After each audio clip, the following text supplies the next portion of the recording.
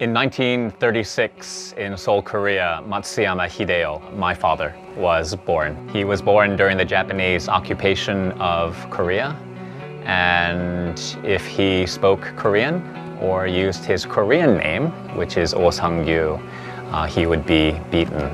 But our family were able to survive this very difficult time. My father, mother, and older sister moved to Philadelphia, and I was born. My name is Michael O. I grew up as a child of the American dream. My sister and I were able to eventually move out from the heart of the city, where the gangs and drugs and mafia were, to the edge of the city, eventually from the edge of the city to the suburbs. Following the Lord's calling was not really a part of my version of the American dream until my sister about literally dragged me to a Christian conference. And I was confronted with a really important, but to me at the time, a really scary question as well, a sobering question, which was, if you were to die tonight, do you know where you're going? And I didn't. And I wanted to know. And I needed to have assurance, and I kind of jumped back into God's arms. My wife Pearl and I met in college, and we shared an interest in becoming doctors, but we had a much stronger shared conviction to do whatever the Lord would have us to do. So that was the starting point for our marriage, and eventually led to God's great blessing of allowing us to have 5 missionary kids. Our oldest is Hannah, our second is Michaela, our third child was Aowen, our fourth is Elliot, and our fifth is MJ, or Michael Jr.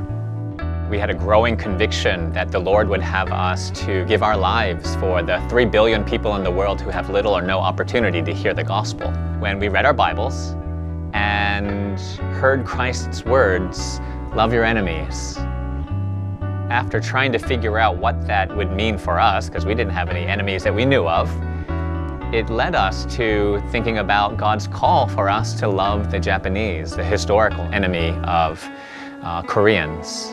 There was a Holocaust in Asia, and I didn't know it until my graduate studies. Potentially 30 million Indonesians, Chinese, Vietnamese, Koreans, and others who were killed under Japanese imperialism, possibly the largest loss of human life in the history of mankind. That challenged me. It became personal and it became hard.